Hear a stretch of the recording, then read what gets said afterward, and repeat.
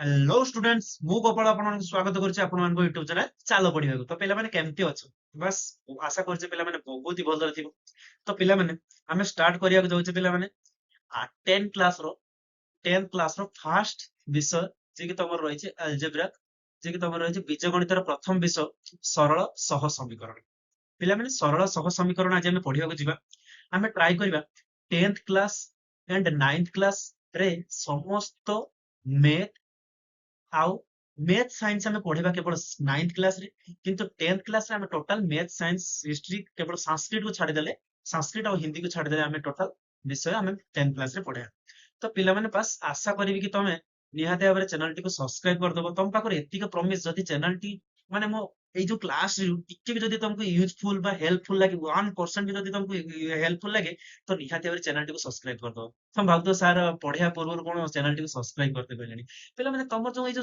Subscribe no ना subscribe हमको बहुत मोटिवेट करे ठीक है ना मतलब बहुत मोटिवेट करे मु आपको नुआ नुआ इंटरेस्टिंग वीडियो तुम पे आनिया पे ठीक है निहाती भाବରେ चैनल टी को सब्सक्राइब कर दो तो बिना डेरी करके चलो पढ़िबा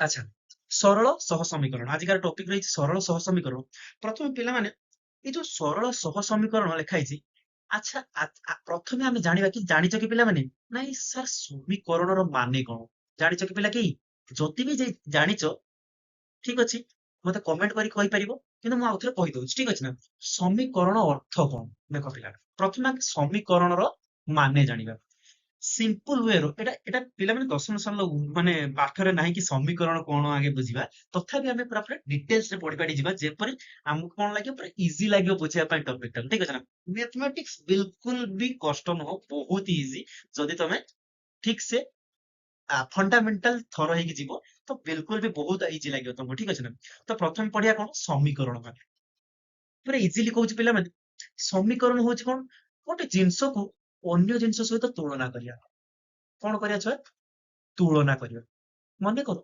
କିଛି ବି ଜିନିଷ ନେଇଯାଉ ତମେ ପିଲା ଅନ୍ୟ ଜିନିଷ ସହିତ ତୁଳନା କରିବା ମନେ କର ମୁଁ କଣ କହିବି ଗୋଟିଏ ଚକୋଲେଟ ର ଦାମ ଗୋଟିଏ ବିସ୍କୁଟ ର ଦାମ ସହିତ ସମାନ ଗୋଟିଏ ଚକୋଲେଟ ର ଦାମ ଗୋଟିଏ ବିସ୍କୁଟ ର ଦାମ ସହିତ ସମାନ ମନେ କର ମୁଁ ନେଇଯିବି ଗୋଟିଏ ଚକୋଲେଟ ର ଦାମ x ଇଜ ଇକ୍ୱାଲ ଟୁ ଗୋଟିଏ ବିସ୍କୁଟ ର ଦାମ y ତେବେ ଲେଖିପାରିବି x minus y is equal to 0 ଏଟା ବି ଗୋଟେ ଇକ୍ୱେସନ ହେଲା ନା ନାହିଁ ତ ମୁଁ କଣ କଲି ଏଠି ନା ବିସ୍କୁଟ ର ଦାମ ଟାକୁ ବିସ୍କୁଟ ର ଦାମ ଟାକୁ କାହା ସହିତ ତୁଳନା କଲି ଛୁଆ ନା ଚକୋଲେଟ ର ଦାମ ସହିତ ତୁଳନା କଲି ବିସ୍କୁଟ ର ଦାମ ଟାକୁ ମୁଁ କାହା ସହିତ ତୁଳନା କଲି ଚକୋଲେଟ ର ଦାମ ସହିତ ତୁଳନା କଲି ସେଇପରି ତମେ ଟଙ୍କା ସହିତ ବି ତୁଳନା କରିପାରିବ ତମେ କହିପାରିବ ନା ସାର୍ ଦୁଇଟି ବିସ୍କୁଟ ର ଦାମ ମିଶିକି 10 ଟଙ୍କା ଦୁଇଟି ବିସ୍କୁଟ ର ଦାମ ମିଶିକି 10 ଟଙ୍କା ତେବେ ମୁଁ କେମିତି ଲେଖିବି ଛୁଆ ଦୁଇଟି ମନେକର ଗୋଟିଏ ବିସ୍କୁଟ ର ଦାମ x ଟଙ୍କା ହେଲେ ଦୁଇଟି ବିସ୍କୁଟ ମାନେ କେତେ 2x ସରି ଦୁଇଟି ବିସ୍କୁଟ ମାନେ 2x is equal to 10 ତେବେ ଆମେ ଲେଖିପାରିବା 2x minus 10 is equal to 0 ସो ଏଟା ବି ଗୋଟେ ଇକ୍ୱେସନ ବୋଲି ଆମେ କହିପାରିବା ତ ସାଧାରଣ ସିମ୍ପଲି ଆମେ କଣ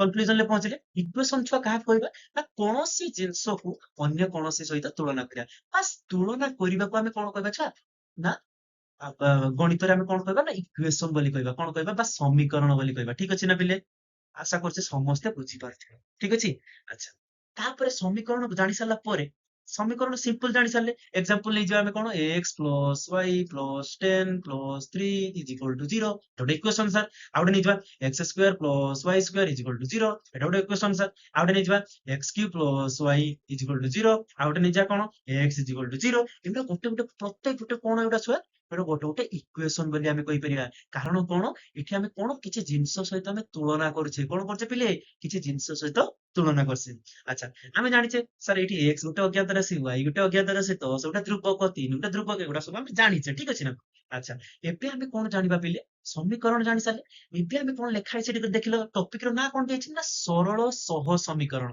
ଆଚ୍ଛା ଏଠି ଷୋହଳ ୱାର୍ଡ ଟା କାହିଁକି ଲାଗିଲା ଆଉ ପୁଣି ସହ ୱାର୍ଡ ବି ପୁଣି ଲାଗିଛି ତେବେ ଆମେ ଜାଣିବା ପ୍ରଥମେ ନା ସରଳ ସମୀକରଣ ମାନେ କଣ ପ୍ରଥମେ ଜାଣିବା କଣ ଛୁଆ ସରଳ ସମୀକରଣ ସରଳ ସହ ସମୀକରଣ ପୂର୍ବରୁ ଆମେ କଣ ଜାଣିବା ସରଳ ସରଳ ସମୀକରଣ ମାନେ କଣ ଆଚ୍ଛା ସରଳ ସମୀକରଣ ଜାଣିବା ପୂର୍ବରୁ ଆଗେ ଜାଣିବା ସମୀକରଣ ଜାଣି ସାରିଲେ ତାପରେ ଦେଖିଲେ ଏଠି ଆମେ ସରଳଟାକୁ ବ୍ୟବହାର କରୁଛେ କାହିଁକି ସରଳଟାକୁ ବ୍ୟବହାର କରୁଛେ କାହିଁକି ଦେଖ ଯେଉଁ ପ୍ରତ୍ୟେକ ସମୀକରଣକୁ ଆମେ ଲେଖଚିତ୍ର ମାଧ୍ୟମରେ ଦର୍ଶାଇ ପାରିବା ଠିକ ନା ନୁହଁ ବିଲକୁଲ ଭେରି ଗୁଡ ତ କଣ କରୁଛେ ନା ପ୍ରତ୍ୟେକ ଆମର ସମୀକରଣକୁ ଆମେ କଣ କରିବା ଲେଖଚିତ୍ର ମାଧ୍ୟମରେ ଦର୍ଶାଇ ପାରିବା ଆଚ୍ଛା ଯେଉଁ ସମୀକରଣଟା ଲେଖଚିତ୍ର ମାଧ୍ୟମରେ ପୁରା ସରଳ ରେଖା ହେବ, ଯେଉଁ ସମୀକରଣଟା ଲେଖଚିତ୍ର ମାଧ୍ୟମରେ ପୁରା ସରଳ ରେଖା ହବ, ତେବେ ସେଇ ସମୀକରଣଟାକୁ ମୁଁ କଣ କହିବି ନା ସମୀକରଣ, ସରଳ ସମୀକରଣ। କଣ କହିବି ଛୁଆ ମୁଁ ତାକୁ? ସରଳ ସମୀକରଣ। ସରଳ ସମୀକରଣ କହିବି। ଠିକ ଅଛି। ମୁଁ କହିଲି କଣ ଛୁଆ? ଆଉ ଥରେ କହିଦଉଛୁ ନା, ଯେଉଁ ସମୀକରଣଟାକୁ ଲେଖଚିତ୍ରରେ ଦର୍ଶାଇଲେ ସେ ଯଦି ସରଳ ରେଖାରେ ଦର୍ଶାଇବ, ତେବେ ସେଇ ସମୀକରଣଟାକୁ ଆମେ କଣ କହିବା ନା ସରଳ ସମୀକରଣ। ବୁଝିଗଲା ପିଲେ? ସରଳ ସମୀକରଣ। ଆଚ୍ଛା, ସରଳ ସମୀକରଣ ସାର୍ ବୁଝି ସାରିଲା ପରେ ଆମକୁ କହିଲେ ଦେଖି ଗୋଟେ ତାର କେମିତିଆ କେମିତିଆ ଦେଖାଯାଏ ସରଳ ସମୀକରଣଟାକୁ। ଆଚ୍ଛା, ତା ଫର୍ମାଟ ଟା ମୁଁ ପିଲେ ତମକୁ କହୁଛି। ଦେଖ, ସିଏ ତା ଫର୍ମାଟ ଟା କଣ କିପରି ଥାଏ ସିଏ ନା ନା ସେ କିପରି ଥାଏ sir? ax plus by plus c is equal to 0। ପିଲାମାନେ, ପ୍ରତ୍ୟେକ ଯେତେ ବି ସରଳ ସମୀକରଣ ଅଛନ୍ତି ସେମାନେ ସବୁ ଏଇ ଫର୍ମାଟ ରେ ସବୁ ଥାନ୍ତି। କୋଉ ଫର୍ମାଟ ରେ? ନା sir ax plus by plus c is equal to 0। ଠିକ ଅଛି। ଆଚ୍ଛା, ଆମେ ଜାଣିଛେ ଛୁଆ ଏଠି ଅଜ୍ଞାତ ରାଶି କିଏ କିଏ? ନା ସାର୍ x ଗୋଟେ ଅଜ୍ଞାତ ରାଶି, y ଗୋଟେ ଅଜ୍ଞାତ ରାଶି। Very good. ଆଚ୍ଛା, ଅଜ୍ଞାତ ରାଶି ଜାଣି ସାରିଲା ପରେ ପିଲା ଏଇଗୁଡା ଗୋଟେ ଗୋଟେ କଣ କହିଲେ ଦେଖି? ଏଇ ଯୋଉ a ଗୋଟେ ଅଛି, ଏଠି b ଗୋଟେ ଅଛି, ଆଉ ଗୋଟେ c ଗୋଟେ ଅଛି। ଆଚ୍ଛା, ମନେ ରଖିବା ପିଲାମାନେ ସବୁବେଳେ କଣ ନା ଏଇ ଯୋଉ a b ଆଉ c ଗୋଟେ ଗୋଟେ କଣ ବାସ୍ତବ ସଂଖ୍ୟା। କଣ ଗୋଟେ ଗୋଟେ ବାସ୍ତବ ସଂଖ୍ୟା। ତାକୁ ଆମେ କଣ କହିଥାଉ? ରିଏଲ ନମ୍ବର ବୋଲି କହିଥାଉ। ସେ ବାସ୍ତବ ସଂଖ୍ୟା ଜାଗାରେ କିଏ ନେଇପାରିବା? ଆମେ ନେଇପାରିବା ଏ ବି ଜାଗାରେ, ଏ ବି ସି ଜାଗାରେ ଆମେ ନେଇପାରିବା 1 ନେଇପାରିବା, 2 ନେଇପାରିବା, -2 ନେଇପାରିବା, √2 ନେଇପାରିବା। ବୁଝିପାରୁଛ ନା ବୁଝିପାରୁନ? 1/3 ନେଇପାରିବା, 0.2 ନେଇପାରିବା। ଏଇ ସବୁ ସଂଖ୍ୟା ଗୁଡାକୁ ଆମେ ନେଇପାରିବା କାହା ଜାଗାରେ? ନା ସାର୍ ଏ ଆଉ ବି ଜାଗାରେ। ଠିକ ଅଛି ନା ପିଲେ? ଆମେ ଜାଣି ସାରିଲେ ଏବେ କଣ ନା ଏ ବି ସି ଗୋଟେ ଗୋଟେ କଣ ରିଏଲ ନମ୍ବର। କଣ ଛୁଆ? ରିଏଲ ନମ୍ବର ବା ବାସ୍ତବ ସଂଖ୍ୟା ବୋଲି ଆମେ କହିପାରିବା। ଓକେ। ଆଚ୍ଛା, ଏବେ ଆମେ କଣ ଜାଣିବା ପିଲେ? ଦେଖ ପିଲେ, ଆଉ ଗୋଟେ ତମେ ଲକ୍ଷ୍ୟ କରିବ। ଦେଖ ନା, ଆମେ ପୂର୍ବରୁ ଜାଣିଛେ କଣ ନା ସାର୍ ଏଟା ହଉଛି ଏକ୍ସ ର ସହଗ। କଣ ଛୁଆ? ଏଇ ଯୋଉ ଏଟା ଅଛି ସେଟା ହେଲା ଏକ୍ସ ର ସହଗ। ସେଇପରି ବି ଟା କାହାର ସହଗ ପିଲେ? ୱାଇ ର ସହଗ। ଆଉ ସି ଟାକୁ ଆମେ କଣ କହିଥାଉ ଛୁଆ? ଧ୍ରୁବକ ବୋଲି କହିଥାଉ। କଣ କହିଥାଉ ଛୁଆ? ଧ୍ରୁବକ ବୋଲି ଆମେ କହିଥାଉ। ମନେ ରହିବ? ବାସ୍ ଅଳ୍ପ ପଢିଲେ ଠିକ ଅଛି ନା ନାଇଁ? ଏତିକି ପଢିଲେ ଭଲସେ କ୍ଲିୟର ହେଇଯାଇଥିବ ସବୁ କ୍ଲିୟର। ଠିକ ଅଛି ନା? ଆଚ୍ଛା, ଏଇ ଯୋଉ ଅଛି ଛୁଆ ax plus by plus c is equal to 0, ଏଇ ଯୋଉ ଛୁଆ ଇକ୍ୱେସନ ଟା ଆମେ ତିଆରି କରିଦେଲେ, ଏଇ ଯୋଉ ଆମେ ଇକ୍ୱେସନ ଟା ତିଆରି କରିଦେଲେ, ଏଇ ଇକ୍ୱେସନ ଟା କଣ କଣ କୁହାଯାଏ ନା ସରଳ ସମୀକରଣ। କଣ କୁହାଯାଏ ଛୁଆ? ସରଳ ସମୀକରଣ। କାରଣ କାରଣ ଏଇ ଭଳିଆ ଇକ୍ୱେସନ ଯଦି ଆମେ ଲେଖଚିତ୍ର ମାଧ୍ୟମରେ ଦର୍ଶାଇବା, ସେ କଣ ହବ ନା ଗୋଟେ ସରଳ ରେଖାରେ ପରିଣତ ହବ। କିପରି ହବ? କଣ ହବ ଛୁଆ? ନା ସେ ଗୋଟେ ସରଳ ରେଖାରେ ପରିଣତ ହବ। ବୁଝିହେଲା? ଆଚ୍ଛା, ଏତିକି ଜାଣିଥିଲେ ପ୍ରଥମ ସମୀକରଣ ଜାଣିଲେ। ସମୀକରଣ ପରେ ସରଳ ସମୀକରଣ ଜାଣିଲେ। ଆଚ୍ଛା, ଏବେ ଆମେ ଜାଣିବା ଆମ ଟପିକ କଣ କହିଛି ସିଏ? ଆମର ଟପିକ ସିଏ କହିଥିଲା। ହଁ କି ନା? ଆମ ଟପିକ ନା ସରଳ ସହ ସମୀକରଣ। ଏବେ ଆମେ ବୁଝିବା ପିଲେ ନା ସାର୍ ସରଳ ସହ ସମୀକରଣ ମାନେ କଣ? ଠିକ ଅଛି। ଏବେ ଆମେ ବୁଝିବା କଣ ସରଳ ସହ ସମୀକରଣ ମାନେ। ଆଚ୍ଛା, ଟିକେ କ୍ଲିନ କରିଦବା ଏଟାକୁ। ଆଚ୍ଛା, ଦେଖ ପିଲେ, ତ ଏବେ ଆମେ ବୁଝିବା କଣ ସରଳ ସହ ସମୀକରଣ। ପିଲାମାନେ ମନେ ରଖ, ଯେତେ ବି ସମୀକରଣ ଅଛି, ଏଇଟା ପିଲାମାନେ ତମେ ଆକୁ ବି ବହୁତ ହେଲ୍ପ କରିବ ଏଇ ୱାର୍ଡ ଟା ମନେ ରଖିଥିବ। ଯେତେ ବି ଆମର ସମୀକରଣ ଅଛି, ଯେତେ ବି ସମୀକରଣ ଅଛି ହେଲା, ତାର ଯେତେଟା କଣ ଅଛି ନା ଅଜ୍ଞାତ ରାଶି ଅଛି। ଯେମିତିକା ମୁଁ ପ୍ରଥମେ ଲେଖିଥିଲି ସରଳ ସହ ସମୀକରଣଟାକୁ ax plus by plus c is equal to 0। ଏଇ ସମୀକରଣଟା ଯେତେବେଳେ ପିଲେ ଲେଖିଥିଲି, ମୁଁ ଏଠି କେତେଟା ଅଜ୍ଞାତ ରାଶି ଥିଲା? 1 2। ଆଚ୍ଛା, ଦୁଇଟା ଅଜ୍ଞାତ ରାଶି ଥିଲା। ମୁଁ କଣ କହିଲି ପିଲେ ନା, ଗୋଟେ ଯଦି ସମୀକରଣ ଯଦି ଯେତେଟା ଅଜ୍ଞାତ ରାଶି ଥାଏ, ଯେତେଟା ଅଜ୍ଞାତ ରାଶି ଥାଏ, ତାକୁ ସମାଧାନ କରିବା ପାଇଁ ସେତୋଟି ଇକ୍ୱେସନ ଦରକାର। ଆଚ୍ଛା, ଆମେ ଇକ୍ୱେସନ ତିଆରି କରିଛେ ମାନେ ଆମେ ତାକୁ ତ ନିହାତି ସମାଧାନ କରିବା ପାଇଁ ପଡିବ ନା। ତ ଇକ୍ୱେସନ ଧରିଥିଲେ କଣ ନା ସାର୍ ଦୁଇଟା ବିସ୍କୁଟ ର ଦାମ 10 ଟଙ୍କା, ଗୋଟେ ବିସ୍କୁଟ ର ଦାମ କେତେ? ସାର୍ 5 ଟଙ୍କା। ଏଇଟା କଣ କଣ କୁହାଗଲା ନା ସମାଧାନ କଲେ। ଆମେ ପ୍ରଥମେ ଆଉଟପୁଟ ମାନେ ପାଇଥିଲେ କଣ? ଇନପୁଟ ପାଇଥିଲେ ଆମେ ନା ସାର୍ ଦୁଇଟି ତତ୍ତ୍ୱ କଣ ପାଇଥିଲା ନା ଦୁଇଟି ବିସ୍କୁଟର ଦାମ ବା ଦୁଇଟି ଚକୋଲେଟର ଦାମ 10 ଟଙ୍କା। ଏଟା ଆମେ ସମାଧାନ କଲେ କଣ? ଏକ୍ସ ର ଭ୍ୟାଲୁ ବାହାର କଲେ। ମାନେ ଗୋଟିଏ ଚକୋଲେଟର ଦାମ ବାହାର କଲେ, ଗୋଟେ ଚକୋଲେଟର ଦାମଟା ଆମେ ବାହାର। ତ ସେଇପରି ପ୍ରତ୍ୟେକ ଇକ୍ୱେସନକୁ ଆମକୁ ସମାଧାନ କରିବାକୁ ପଡିବ। ତ ସେଇଭଳିଆ ଯେହେତୁ ପିଲା ଏଇଠି କଣ ଗୋଟିଏ ଯେମିତି ଲେଖିଲେ 2x ଇଜ ଇକ୍ୱାଲ ଟୁ 10, ଏଇଟା ବି ଗୋଟେ ପ୍ରକାର ସମୀକରଣ। ଆଚ୍ଛା, ତ ମୁଁ ଏଠି କଣ ଲେଖିଛି ଛୁଆ? 2x is equal to 2h equal 10 ଲେଖିଲି, ଏଠି ଗୋଟିଏ ସମୀକରଣ ଅଛି। କେତେଟା ସମୀକରଣ ଅଛି ପିଲେ? ଗୋଟିଏ ସମୀକରଣ ଅଛି। ସେଥିପାଇଁ ମତେ ଆଉ ୟା ଭଳିଆ ଆଉ କୌଣସି ମତେ ସମୀକରଣ ଦରକାର ନାହିଁ। ମୁଁ ଏଇ ଗୋଟେରୁ ମୁଁ ତାର ସମାଧାନ କରିଦେଲି x ଇକ୍ୱାଲ୍ ଟୁ 5। ଠିକ ଅଛି। ଆଚ୍ଛା, ଏବେ ଜାଣିବା ପିଲା, ଯଦି ଦୁଇଟା ଅଜ୍ଞାତ ରାଶି ଥିବ, ଏଇଟା ମନେ ରଖିଥାଅ, ଯଦି ଗୋଟେ ଅଜ୍ଞାତ ରାଶି ଥିଲା ଆମେ ସିମ୍ପଲ କାହାକୁ ଦରକାର ପଡିଲାନି, ଆମେ ତାକୁ ବାହାର କରିଦେଲେ, ଆମେ ସମାଧାନ କରିଦେଲେ। ଯଦି ପିଲେ କଣ ହବ ନା ଦୁଇଟି ଅଜ୍ଞାତ ରାଶି ରହିବ। ଯଦି ପିଲେ ଏଠି କେତେଟା ଅଜ୍ଞାତ ରାଶି ଅଛି? ଗୋଟେ ସାର x ଅଛି, ଗୋଟେ y ଅଛି। ଯଦି ପିଲେ ଦୁଇଟି ଅଜ୍ଞାତ ରାଶି ରହିବ, ତେବେ ଆମକୁ ଦୁଇଟା ସେଇ ଭଳିଆ ଇକ୍ୱେସନ ଦରକାର, ତାକୁ ଆମେ ସଲ୍ଭ କରିବା ପାଇଁ। ଠିକ ଅଛି, ତାକୁ ଆମେ ସମାଧାନ କରିବା ପାଇଁ ଏଇ ଭଳିଆ ଯୋଉ ଅଛି ଏଇ ଫର୍ମାଟ ଟା, ଏଇଭଳିଆ ମତେ ଆଉ ଗୋଟେ ଇକ୍ୱେସନ ଦରକାର। ଏଇଭଳିଆ ମତେ ଆଉ ଗୋଟେ ଇକ୍ୱେସନ ଦରକାର, ମାନେ ଦୁଇଟା ଇକ୍ୱେସନ ହେଲେ ମୁଁ ସେଠି କଣ ବାହାର କରିପାରିବି? x ର ଭ୍ୟାଲୁ ବାହାର କରିପାରିବି ଆଉ y ର ଭ୍ୟାଲୁ ବାହାର କରିପାରିବି। ମନେ ରହିବ ପିଲେ, ବୁଝିହେଲା ନା ନାଇଁ? ଯୋଉ ଛୁଆ ଦୁଇଟା ଇକ୍ୱେସନ କୁ ଲଗେଇକି ଆମେ ବାହାର କଲେ ଯୋଉ କଣ ଆମେ ବାହାର କରିବା, ସମାଧାନ କରିବା, ସେଇ ଦୁଇଟା ଇକ୍ୱେସନ କୁ ଆମେ କଣ କହିବା ନା ସରଳ ସହ ସମୀକରଣ। କଣ କହିବା ପିଲେ? ସରଳ ସହ ସମୀକରଣ। ଆଚ୍ଛା, ସେଇ ସରଳ ସହ ସମୀକରଣ ଗୋଟେ ଆମର ଗୋଟେ ଫର୍ମାଟ ନେଇଯିବା। ନା ସାର୍ ପ୍ରଥମ ଇକ୍ୱେସନ ଟା କଣ ନବ ନା a1x plus b1y plus c1 is equal to 0 ଗୋଟେ ଇକ୍ୱେସନ ହେଲେ ଛୁଆ, ଆଉ ଗୋଟେ ଇକ୍ୱେସନ କଣ ହେଇଯିବ ନା sir a2x plus b2y plus c2 is equal to 0 equation 2। Okay, ପୁରା ଇଜିଲି ପଢିବା, ପୁରା ଧୀରେ ଧୀରେ ପଢିବା, ଆରାମସେ ପଢିବା। କାହିଁକିନା ତମର ଏବେ 9th ରୁ ତମେ ହଠାତ୍ 10th କୁ ଆସିଛ। 9th ରେ କିଛି ଯଦି ମାନେ କମଜୋରିଆ ରହିଯାଇଛ ମ୍ୟାଥ ର, କୌଣସି ଦରକାର ନାହିଁ। କୌଣସି ମାନେ ପ୍ରିଭିୟସ ନଲେଜ ମତେ ଦରକାର ନାହିଁ। ବାସ୍ ଏବେ ବସିବା, ଏବେ ହିଁ ପୁରା ଭଲସେ ପଢିବା। ଯଦି ଆମେ 10th ରେ ମ୍ୟାଥ ରେ ଆରାମସେ 90 ପ୍ଲସ କ୍ରସ କରିପାରିବା। ଠିକ ଅଛି ନା ପିଲେ? ଆଚ୍ଛା, ତ ଆମେ ଦିଟା ଫର୍ମାଟ ଲେଖିଦେଲେ ପିଲେ। ଗୋଟେ ହଉଛି a1x plus b1y plus c1 is equal to 0। ଆଉ ଗୋଟେ କଣ ହେଇଯିବ ଛୁଆ? a2x plus b2y plus c2 is equal to 0। ତ ପିଲାମାନେ ଏଇ ଯୋଉ ଦିଟା ଇକ୍ୱେସନ ଦ୍ୱାରା ଆମେ କଣ କରିପାରିବା ନା ସାର୍ x ଆଉ y ର ଭ୍ୟାଲୁ ବାହାର କରିପାରିବା। କଣ ବାହାର କରିପାରିବା ପିଲେ? x ଆଉ y ର ଭ୍ୟାଲୁ ବାହାର କରିବା। ଏବଂ ଏଇ ଦୁଇଟା ଇକ୍ୱେସନ କୁ ଆମେ କଣ କହିଥାଉ ଛୁଆ? ସରଳ ସହ ସମୀକରଣ। କଣ କହିଥାଉ? ସରଳ ସହ ସମୀକରଣ। ପିଲେ ଦେଖ, କ୍ଲାସ ଟା ଟିକେ ବଡ ହେଇପାରେ, ଠିକ ଅଛି, ପେସେନ୍ସ ରଖିବ, କାହିଁକିନା ଆମେ ପୁରା ବେସିକ ରୁ ପଢି ଯାଉଛୁ। ଯିଏ ବି ପଢି ଦେଇଛି ଆଗରୁ, ଆଉ ଥରେ ରିଭାଇଜ ତମର ହେଇଯିବ, ଠିକ ନା? ଆମେ ପୁରାପୁରି ବେସିକ ରେ ପଢି ଯାଉଛେ, ପୁରାପୁରି ଫଣ୍ଡାମେଣ୍ଟାଲ ପୁରାପୁରି ଟିକି ନିକି କ୍ଲିୟର ହେଇକି ଯିବା। ଓକେ, ନେକ୍ସଟ ଯିବା। ଦେଖ, ଆଚ୍ଛା ଦେଖ, ଯୋଉ ସରଳ ସହ ସମୀକରଣ, ଏଇ ଯୋଉ ସହ ସମୀକରଣ ଦ୍ୱୟ ମାନେ କଣ? ଯୋଉ ଆସିଲା ପିଲେ, ପ୍ରଥମ ଇକ୍ୱେସନ ର ଗୋଟେ କଣ ହେଇଯିବ ନା ସାର୍? ପ୍ରଥମ ଇକ୍ୱେସନ ର ଗୋଟେ ସରଳ ରେଖା ହେଇଗଲା। ଦ୍ୱିତୀୟ ଇକ୍ୱେସନ ରେ ବି ଦିଟା ତ ସରଳ ରେଖା ହବ। ତ ଦିଟା ସରଳ ରେଖା। ତ ଏଇଠି ଆମେ କଣ କରିବା ନା ଜ୍ୟାମିତିକ ବା ଏଇ ଯୋଉ ଲେଖ ଚିତ୍ରରେ ଯଦି ଆମେ ତାକୁ ପ୍ରକାଶ କରିବା, ତେବେ ମତେ କହିଲେ ଦେଖି, ଦିଟା ସରଳ ରେଖାକୁ ଆମେ ପକେଇଦବା। ଯଦି ପକେଇଦବା କଣ ହବ? ହୁଏତ ସେମାନେ କଣ କରିପାରନ୍ତି? ହୁଏତ ସେମାନେ କଣ କରିପାରନ୍ତି? ଏଇଟା ମନେକର ଏଲ ସରଳ ରେଖା, ଏଇଟା ମନେକର ଏମ ସରଳ ରେଖା। ହୁଏତ ସେମାନେ କଣ କରିପାରନ୍ତି ନା ସାର୍ ଛେଦ କରିପାରନ୍ତି। ହୁଏତ ସେମାନେ ଛେଦ କରିପାରନ୍ତି। ଏଇଟା ମନେ ରଖିଥିବା ପିଲାମାନେ, ଯେତେବେଳେ ଆମେ ଦୁଇଟା ସରଳ ରେଖାକୁ ଲେଖଚିତ୍ର ମାଧ୍ୟମରେ ଦର୍ଶେଇବା, ସେମାନେ ଯେତୋଟି ବିନ୍ଦୁରେ ଛେଦ କରିବେ, ସେମାନେ ଯେତୋଟି ବିନ୍ଦୁରେ ଛେଦ କରିବେ ପିଲେ, ସେତୋଟି ତାଙ୍କର ସମାଧାନ ବାହାରିବ। ଯେହେତୁ ଏଠି ଦେଖ, ସେମାନେ ପରସ୍ପର ଛେଦୀ, L1 L2 ଦିଟା ପରସ୍ପର ଛେଦୀ ହେବେ। ସେମାନେ ଗୋଟେ ବିନ୍ଦୁରେ ଛେଦ କଲେ ମାନେ ମୁଁ କଣ କହିବି ଛୁଆ?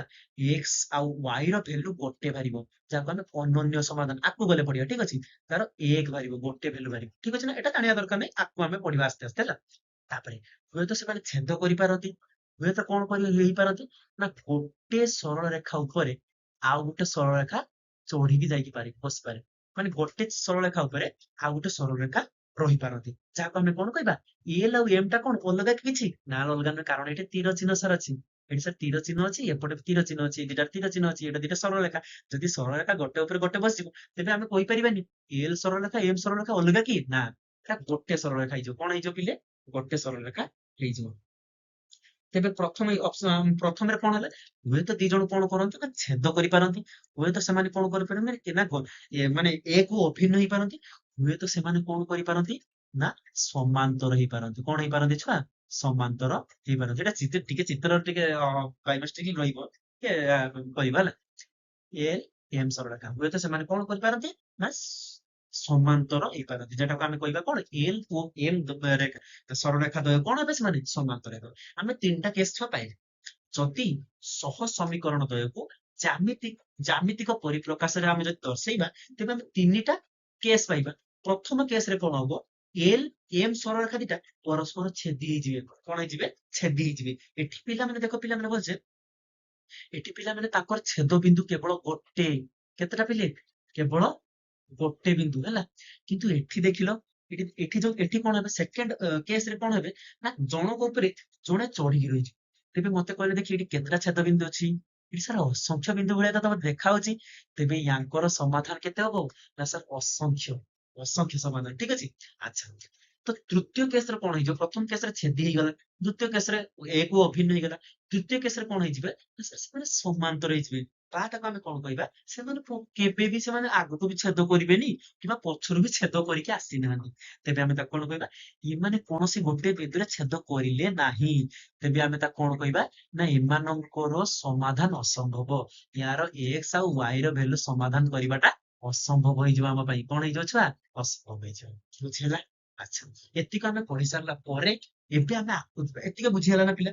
ଯଦି ଆମେ ଆଗେ ଦେଖ, ସରଳ ସହ ସମୀକରଣ କଣ ନା ଦିଟା ଇକ୍ୱେସନ, ଗୋଟେ a1x plus b1y plus c1 is equal to 0। ଦ୍ୱିତୀୟ ଇକ୍ୱେସନ କଣ? a2x plus b2y plus c2 is equal to 0। ଯଦି ଛୁଆ ଦିଟା ଇକ୍ୱେସନକୁ ଆମେ ଜ୍ୟାମିତିକ ପରିପ୍ରକାଶ ବା ଆମେ ଯଦି ଲେଖଚିତ୍ର ମାଧ୍ୟମରେ ଦର୍ଶେଇବା, ପ୍ରଥମ କେସରେ କଣ ହବ? ହୁଏତ ସେ କଣ ହେଇଯିବ? ହୁଏତ ସେ ଛେଦି ହେଇଯିବ, ହୁଏତ ସେ ଏକ ଅଭିନ୍ନ ହେଇଯିବ, ହୁଏତ ସେ କଣ ହେଇପାରିବ? ଆମର କଣ ହେଇଯିବ? ସମାନ୍ତର ହେଇଯିବ। କଣ ହେଇଯିବ ଛୁଆ? ସମାନ୍ତର ହେଇଯିବ। ବୁଝିହେଲା? ଆଗକୁ ଯିବା ଏବେ ହେଲା। ଏବେ ଆମେ ପଢିବା ଛୁଆ ଯୋଉ ଲେଖଚିତ୍ର ଆମେ ପଢୁଛେ, ଦେଖ ପିଲାମାନେ ମନେ ରଖତ, ଏଇଟା ସମୀକରଣ ଦ୍ୱାରା ସମାଧାନ ପଡେନି, ପରୀକ୍ଷାରେ ଟୋଟାଲ ପଡେନି ତମକୁ ହେଲା। ପରୀକ୍ଷାରେ ଦିଏନି ସେ କଣ ଏଇଭଳିଆ କ୍ୱେଶ୍ଚନ। ଏଇ ଯୋଉ ସମାଧାନ କରିବା ଶିଖିବା ଆମେ ହେଲା। ଏଇ ଯୋଉ ସମାଧାନ କରିବା ଶିଖିବାଟା ଆମେ ନେକ୍ସଟ କ୍ଲାସ ରେ ଶିଖିବା। ବାସ୍ ଆଜି ଆମେ କଣ କଲେ ଲେଖଚିତ୍ର ମାଧ୍ୟମରେ ସମାଧାନଟା ଆଜି ଆମେ ଶିଖିବା। ଆଉ ତା ପର କ୍ଲାସ ଯେତେବେଳେ ଇଣ୍ଟରେଷ୍ଟିଂ କ୍ଲାସ ଗୋଟେ ନୂଆ ଆସିବା ଗୋଟେ, ସେଇ କ୍ଲାସ ରେ କଣ କରିବା ନା ଆମେ ତିନିଟା ପ୍ରକାରର ଅଛି ଆମର ସମାଧାନ କରିବା। ଲେଖଚିତ୍ରଟା ଛାଡିଦେଲେ ହେଲା, ତିନିଟା ପ୍ରକାର ଅଛି ସମାଧାନ କରିବା। ସେଇ ସମାଧାନଟାକୁ ଶିଖିବା, ଠିକ ଅଛି ନା। ଆଜି ଆମେ କଣ ଖାଲି ଖାଲି ଲେଖଚିତ୍ର ମାଧ୍ୟମରେ କଣ କରିବା ନା ଆମର ସମୀକରଣ ଟା କିପରି ସମାଧାନ କରାଯାଏ ଆମେ ଖାଲି ଦେଖିବା, ଜାଣିବା। ଏଟା କିନ୍ତୁ ପରୀକ୍ଷାରେ ପଡେ ନାହିଁ, ଏଟା ମନେ ରଖ। କିନ୍ତୁ ସର୍ଟ କ୍ୱେଶ୍ଚନ MCQ ରୁ ପଡିପାରିବ, ଠିକ ଅଛି। ଆଚ୍ଛା, ଦେଖ ଟିକେ, ମନେ କର ଗୋଟେ ମୁଁ ଇକ୍ୱେସନ ନେଲି। କଣ ନେଲି ଛୁଆ? ମନେ କର ଗୋଟେ ଇକ୍ୱେସନ ନେଲି। ପ୍ରଥମ ଇକ୍ୱେସନ କଣ ନେଇଗଲି ନା x plus 2y minus 3 is equal to 0 ଗୋଟେ ଇକ୍ୱେସନ ନେଇଗଲେ ଛୁଆ। ଅନ୍ୟ ଇକ୍ୱେସନ ଟା କଣ ନେଇଗଲେ ନା 2x minus y minus 1 is equal to 0। ପ୍ରଥମ ଦିଟା ଇକ୍ୱେସନ ନେଇଗଲେ। ଏଟା ଦିଟା ସରଳ, ଯେହେତୁ ଆମକୁ ସମାଧାନ କହିଦେଲେ ପିଲାମାନେ, ଯେହେତୁ ଆମକୁ ସମାଧାନ କରିବାକୁ ପଡିବ, ମତେ ଏକା ସରଳ ସମୀକରଣ ଭଳିଆ ଦିଟା ଇକ୍ୱେସନ ନେଇତେ ପଡିବ। ମୁଁ ନେଇଗଲି ଦିଟା ସରଳ ସହ ସମୀକରଣ ନେଇଗଲି। ଏବେ ଆମେ ସମାଧାନ କରିବା। ପ୍ରଥମେ କଣ କରିବା? ଯଦି ଆମେ ପ୍ରଥମ ଇକ୍ୱେସନ ଟା ଦେଖିବା ଛୁଆ, x plus 2y minus 3 is equal to 0। ଇଏ ଗୋଟେ ସରଳ ରେଖା। ଏଇ ଇକ୍ୱେସନ ଦ୍ୱାରା ଯେ ସରଳ ରେଖାଟା ତିଆରି ହେଲା, ସେଇ ସରଳ ରେଖାଟା ଏଇଠି ଆମେ କଣ କରିବା? ଏଇଠି ଆମେ ତିଆରି କରିବା, ଠିକ ଅଛି। ଏଇଠି ଆମେ ପୁଟ୍ କରିବା। ଆଚ୍ଛା ଦେଖ, ଯଦି ମୁଁ କଣ କରିବି ନା ଏଠି y ର ଭ୍ୟାଲୁ ବାହାର କରିବି। କେତେ ହବ? y ର ଭ୍ୟାଲୁ ଏଠି ତମେ ବାହାର କରିବ ପିଲେ। y ର ଯଦି ଭ୍ୟାଲୁ ବାହାର କରିବି କଣ ହବ? ଦେଖ ଏଇଠି ଏପଟେ x ଟା ଥିଲା, କଣ ହେଇଗଲା? ଆର ପଟୁ ଚାଲିଯିବ। 3 ଟା ବି ଆର ପଟୁ ଚାଲିଯିବ। ଏଠି 3 ଟା ଏପଟୁ ଚାଲିଗଲେ କେତେ ହେଇଯିବ? +3। ଏପଟେ x ଟା ଆର ପଟୁ ଚାଲିଗଲେ -x ହେଇଯିବ। x ବିଭକ୍ତ ବାଇ 2। ଏଠି ଦୁଇଟା ଗୁଣ ନେଇଥିଲା, ଆର ପଟୁ ଗଲେ ହରଣ ହେଇଯିବ। ତେବେ y ର ଭ୍ୟାଲୁ y ପାଇଗଲେ କେତେ? 3 minus x is equal by 2। 3 minus x is by 2। Okay, ଆମେ ଗୋଟେ ଏଇଟା କଣ କରିବା? ଗୋଟେ ବକ୍ସ ତିଆରି କରିବା। ଏଇଟା ଆମେ ପୂର୍ବରୁ କରିଛୁ, ଠିକ ଅଛି ନା। ଏବେ ଆମେ ଗୋଟେ କଣ କଲେ ବକ୍ସ ତିଆରି କରିବା, ଠିକ ଅଛି ପିଲେ। ଆମକୁ ଦିଟା ପଏଣ୍ଟ ଦରକାର, ଗୋଟେ ହେଲା x, ଗୋଟେ ହେଲା y। ଆଚ୍ଛା, ଯଦି ପିଲେ ମୁଁ x ଜାଗାରେ ଏଠି ଦେଖିବା, ମୁଁ ଯଦି x ଜାଗାରେ 3 ପୁଟ୍ କରିଦେବି, ତେବେ ଉପରଟା 0 ହେଇଗଲା। 0 ହେଇଗଲେ ଆମେ ଜାଣିଛେ ଗୋଟେ ଭଗ୍ନ ସଂଖ୍ୟାର ଲବ 0 ହେଇଗଲା ମାନେ ଟୋଟାଲଟା 0 ହେଇଯିବ। ତେବେ y ଟା କେତେ ହେଇଯିବ? 0 ହେଇଯିବ। କେତେ ହେଇଯିବ? 0 ହେଇଯିବ। ଆଉ x ଜାଗାରେ 1 ପୁଟ୍ କରିଦେଲେ କେତେ ହବ? 2/2 1 ହେଇଯିବ। ଏବେ ପାଇଗଲେ ଦିଟା କଣ? ଏବେ କଣ କରିବା ନା x ଏଠି ଯୋଉ ଆମେ ଆମେ ଚିହ୍ନ କରିଦବା। ଏଠି 1, ଏଠି 2, 3, 4। ଏଠି ସାର୍ କଣ କଲେ? 1, 2, 3, 4। ଓକେ, ଦେଖ ପିଲାମାନେ, ଏଠି ଆମେ କଣ କରିବା ନା 3, 0 ଆମେ କେଠି ନବା ଛୁଆ? 3, 0 ଏଇ ଜାଗାଟା ନେଇଯିବା। ଏଠି 3 x ଜାଗାରେ ଆମେ 3 ନେଇଗଲେ, କିନ୍ତୁ y ଜାଗାରେ କେତେ ନେଇଗଲେ? 0 ନେଇଗଲେ। ଓକେ, x ଜାଗାରେ 3, y ଜାଗାରେ 0। ଆମେ ପାଇଗଲେ ଗୋଟେ। ଟିକେ ହଁ ଗୋଟେ ପଏଣ୍ଟ ପାଇଗଲେ। ଆଉ ଗୋଟେ ୱାନ୍ ୱାନ୍ ୱାନ୍ ୱାନ୍ କେଠି ଅଛି ଛୁଆ ଏଇଟା, ହଁ କି ନା? ୱାନ୍ ୱାନ୍ ବି ପାଇଗଲେ। ଆଚ୍ଛା ଦିଟା ବିନ୍ଦୁ ଦ୍ଵାରା ଆମେ କଣ କରିପାରିବା? ଗୋଟେ ସରଳ ରେଖା ଅଙ୍କନ କରିପାରିବା। ବାସ୍ ଗୋଟେ ଅଙ୍କନ କରିଦେଲେ ସରଳ ରେଖା। ଠିକ ଅଛି। ଆମେ ଯୋଉ ଏଇଠି ଅଙ୍କନ କରିଦେଲେ ସରଳ ରେଖା, ଏଇଟା କାହାର ପିଲେ? ନା ଇକ୍ୱେସନ 1 ରୁ ଆମେ ଗୋଟେ ସରଳ ରେଖା ଅଙ୍କନ କରିଦେଲେ। ସେଇପରି ଇକ୍ୱେସନ 2 ରୁ ବି ଆମେ ଗୋଟେ ସରଳ ରେଖା ଅଙ୍କନ କରିପାରିବା। କରିବା ଚାଲୁ। ଚାଲୁ। ଆଚ୍ଛା ଆସିଗଲା। ଯଦି ଇକ୍ୱେସନ 2 ରୁ କଣ ଅଛି? 2x minus Y minus 1 is equal to 0। ଆମେ ସେଇପରି କଣ କରିବା? ନା y କୁ ଗୋଟେ ଜାଗାରେ ରଖିଦେଇକି ଆଉ ସବୁଗୁଡାକ ବାଦ କରିଦବା। ଆଉ ସବୁଗୁଡାକ ବାହାରକୁ ନେଇଗଲେ କଣ ହବ? 2x ମାଇନସ ୱାଇ ଛୁଆ। 2x minus Y. ଏବେ ମତେ କହିଲେ ଦେଖି ଗୋଟେ ବକ୍ସ ସେଇଭଳିଆ ବକ୍ସ କରିବା ଯେମିତି ଆପଣ କରିଥିଲେ। ସେଇଭଳିଆ ବକ୍ସ କଲେ ଗୋଟେ x ନେଇଯିବା, ଗୋଟେ ଉପର y ନେଇଯିବା। ତେବେ ଦେଖ, ଯଦି ମୁଁ x ଜାଗାରେ 1 ପକେଇବି, y ଜାଗାରେ ବି ସାର 1 ହେଇଯିବ। ଯଦି x ଜାଗାରେ 2 ପକେଇବି, y ଜାଗାରେ 3 ହେଇଯିବ। ତମେ ଦେଖିବ, ଯଦି x ଜାଗାରେ 1 ପକେଇଦେଲେ କେତେ ହେଇଯିବ ଏଠି? 2। 2 ମାଇନସ 1 1 ହେଇଗଲା। ଯଦି x ଜାଗାରେ 2 ପକେଇଦେବି କେତେ ହେଇଯିବ? x ଜାଗାରେ 2 ପକେଇଦେଲେ ଏଠି କେତେ? 2 2 4, 4 ରୁ 1 ଗଲେ 3 ଆସିଗଲା। ଆଚ୍ଛା 1 1 କୋଉଟା ଛୁଆ? ସେଇ ବିନ୍ଦୁଟା ଦେଖ, ଗୋଟେ 1 1। ସେଇଟା ଆମେ ଆଉ ଗୋଟେ ବିନ୍ଦୁ କରିଦେଲେ। ଆଚ୍ଛା 2 3 କେଟା? x ର 2 y ର 3। ସାର୍ ଏଇ ଜାଗାଟା କି? ହଁ ଏଇ ଜାଗାଟା। ଆଚ୍ଛା ଏଇଠୁ ଆମେ କଣ କରିଦବା? ଗୋଟେ ନା ସରଳ ରେଖା ଅଙ୍କନ କରିଦବା। ଏଟା ଟିକେ ଏପଟ ଆଡେ ଦେଇକି ଯିବ ହେଲା। ଦେଖନ୍ତୁ ଏପଟେ ସରଳ ରେଖା ଅଙ୍କନ କରିଦବା। ଆଚ୍ଛା ମତେ ଦେଖି କହିଲେ ଦେଖି, ଏଠି କେତେଟା ବିନ୍ଦୁରେ ଛେଦ କଲେ? ନା ସାର୍ ଗୋଟେ ବିନ୍ଦୁରେ ଛେଦ କଲେ। ଆଉ ସାର୍ କୋଉଠି ଛେଦ କଲେ? ନା ସାର୍ y ର ବି 1 ରେ ଆଉ x ର ବି 1 ରେ। ତେବେ ଆମେ କହିପାରିବା ନା ସେମାନେ କୋଉ ବିନ୍ଦୁରେ ଛେଦ କଲେ ଛୁଆ? ଟିକେ ଖାଲି ମୁଁ କହିଥିଲି ଛୁଆ, ଯୋଉ ବିନ୍ଦୁରେ ଛେଦ କରିବେ ସେଇଟା ହିଁ ତାଙ୍କର ସମାଧାନ। ବା ଯେତୋଟି ବିନ୍ଦୁରେ ଛେଦ କରିବେ ସେତଟା ହିଁ ତାଙ୍କର ସମାଧାନ। ଆଚ୍ଛା ମୁଁ କହିପାରିବି ଏବେ ନା ସେମାନେ କଣ କଲେ? ନା ସାର୍ x ର 1 ବିନ୍ଦୁରେ ଆଉ y ଟା ବି 1 ବିନ୍ଦୁରେ ଛେଦ କଲେ। ତେବେ ଆମେ ସମୀକରଣଟାକୁ ଆମର ଲେଖଚିତ୍ର ମାଧ୍ୟମରେ ସରଳ ସମୀକରଣଟାକୁ ଆମେ କଣ କଲେ? ସମାଧାନ କରିଦେଲେ। x ଇଜ ଇକ୍ୱାଲ ଟୁ 1 ହବ ଆଉ y ଇଜ ଇକ୍ୱାଲ ଟୁ 1 ହବ। ଯଦି ସେ ଛେଦ କରିଥାନ୍ତା, ଏଇଠି ଛେଦ କରିଥାନ୍ତା, ତେବେ କଣ ହେଇଥାନ୍ତା ଛୁଆ? x is equal to 3 sorry y is equal to 3 ହେଇଥାନ୍ତା, x ଇଜ ଇକ୍ୱାଲ ଟୁ 4 ହେଇଥାନ୍ତା। ବୁଝିଲା ନା ବୁଝିଲାନି? Very good. ଆଚ୍ଛା ତ ଏମିତିକା ଭାବରେ ଆମେ କଣ କରିପାରିବା? ଲେଖଚିତ୍ର ମାଧ୍ୟମରେ ସମୀକରଣଟାକୁ ପ୍ରାକ୍ଟିକାଲି, ଠିକ ଅଛି ନା? ଲେଖଚିତ୍ର ମାଧ୍ୟମରେ ସମୀକରଣଟାକୁ ଆମେ ପ୍ରାକ୍ଟିକାଲି ସମାଧାନ କରିପାରିବା। ଠିକ ଅଛି ନା? ଆମେ ଯୋଉ ସମାଧାନ ଗୁଡା ପଢିବା, 3 ପ୍ରକାର ଯୋଉ ସମାଧାନ ଅଛି ସେଟା ଆଗକୁ ପଢିବା। ନେକ୍ସଟ କ୍ଲାସରେ ଆମେ ପଢେଇକି ତମକୁ ଏଟା କିଛି ଜାଣିବା ଦରକାର। ହଁ ବୋଲି ମୁଁ କହିବିନି, ତମେ ଜାଣିଥାଅ, କିନ୍ତୁ ଯଦି ହଠାତ୍ ପଡିଗଲା ତମେ ଆରାମସେ କରିପାରିବ। ଠିକ ଅଛି। ସର୍ଟ କ୍ୱେଶ୍ଚନ କିନ୍ତୁ ନିହାତି ପଡିବ, ମୁଁ ଏଟା ତମକୁ ଗ୍ୟାରେଣ୍ଟି ଦେଇ କହୁଛି ହେଲା। ଆଚ୍ଛା ଏବେ ଆମେ ସର୍ତ୍ତ ଗୁଡା ପଢିବା। କଣ ପଢିବା ଛୁଆ? କିଛି ସର୍ତ୍ତ ଗୁଡା ପଢିବା। ଦେଖ ଆମେ ଯେତେବେଳେ ପରିପ୍ରକାଶ କରିଥିଲେ ଜ୍ୟାମିତିକ ପରିପ୍ରକାଶ, ସେମାନେ କଣ ହେଇଥିଲେ? ସମୀକରଣ ଦିଟା ଛେଦ ହେଇଥିଲେ, ଏ କୁ ଅଭିନ୍ନ ହେଇଥିଲେ, ହଁ କି ନା? ଆଉ କଣ କରୁଥିଲେ? ନା ସମାନ୍ତର ହେଇଯାଇଥିଲେ। କଣ ହେଇଥିଲେ? ସମାନ୍ତର ହେଇଥିଲେ। ତିନିଟା କଥା ଜାଣିବା। ମୁଁ କହିଥିଲି ଛୁଆ, ଯଦି ସେମାନେ ଛେଦ କରିବେ, ଦେଖ ପରସ୍ପର ଛେଦି, ଯଦି L1 L2 ରେଖା ଦ୍ୱୟ ସେମାନେ ପରସ୍ପର ଛୁଆ ଯଦି ଛେଦି ହେବେ, ତ କଣ ହେବେ ଛୁଆ? ସଙ୍ଗତ ହେବେ ସେମାନେ। କଣ ହେବେ ଛୁଆ? ସଙ୍ଗତ ଆଉ ସ୍ୱତନ୍ତ୍ର। ସଙ୍ଗତ ହେବେ ଆଉ ସ୍ୱତନ୍ତ୍ର। ସଙ୍ଗତ ମାନେ କଣ କୁହ? ନା ଆମେ ମନେ ରଖିବା ପାଇଁ ସଙ୍ଗତ ମାନେ କଣ? ମନେ ରଖିଥାଅ ଛୁଆ, ସଙ୍ଗତ ମାନେ କଣ? ତାଙ୍କର ଭ୍ୟାଲୁ ଅଛି ବା ଆମେ ସମାଧାନ କରିପାରିବା। ସଙ୍ଗତ ମାନେ ତାକୁ ଆମେ ସମାଧାନ କରିପାରିବା। ଆଚ୍ଛା ସ୍ୱତନ୍ତ୍ର ମାନେ କଣ? ସ୍ୱତନ୍ତ୍ର ମାନେ ସେମାନେ ଗୋଟେ ଗୋଟେ ନିଜେ ପରସ୍ପରକୁ ସ୍ୱତନ୍ତ୍ର, ସେମାନେ ଅଲଗା ଅଲଗା। ବୁଝିପାରୁଛନ୍ତି? ଗୋଟେ ଅନ୍ୟକୁ ସ୍ୱତନ୍ତ୍ର, ଅଲଗା ଅଲଗା ସେମାନେ। ଆଚ୍ଛା ଅର୍ଥାତ୍ ଅନନ୍ୟ ସମାଧାନ। ତାକୁ ଆମେ ଅନନ୍ୟ, ଅନନ୍ୟ ମାନେ ଗୋଟେ, ଅନନ୍ୟ ମାନେ ଏକ। ମୁଁ କହିଥିଲି ଯେତେଟା ବିନ୍ଦୁରେ ସେମାନେ ଛେଦ କରିବେ ସେତେଟା ସମାଧାନ। ସେ ଲେଖିଛି ଅନନ୍ୟ ସମାଧାନ। ଏବେ ଏକ ସମାଧାନ ଲେଖିବା। ବୁଝିପାରିଲ ନା ବୁଝିପାରିଲନି? ମନେ ରଖିବ, ଅନନ୍ୟ ସମାଧାନ। ଯଦି ସେମାନେ ପରସ୍ପର ଗୋଟେ ଏକ ବିନ୍ଦୁରେ ଛେଦ କରିବେ, ତେବେ ଆମେ ତା ସର୍ତ୍ତ କଣ ପାଇବା ଛୁଆ? a1 by a2 is not equal to b1 by b2। a1 by a2 ଟା କାହା ସହିତ ସମାନ ହବନି? b1 by b2 ଟା ସମାନ, b2 ସହିତ ସମାନ ହବ। ସାର୍ ଏଇଟା କଣ? ସାର୍ ଆମେ ଜାଣିଥିଲେ କଣ? L1 ଟା, L1 ସରଳରେଖା, ପ୍ରଥମ ସରଳରେଖାରେ ଯଦି a1x plus b1y plus c1 ହୁଏ, L2 ବା ଦ୍ୱିତୀୟ ସରଳରେଖାଟା କଣ ହୁଏ? a2x plus b2y plus c2 ହୁଏ।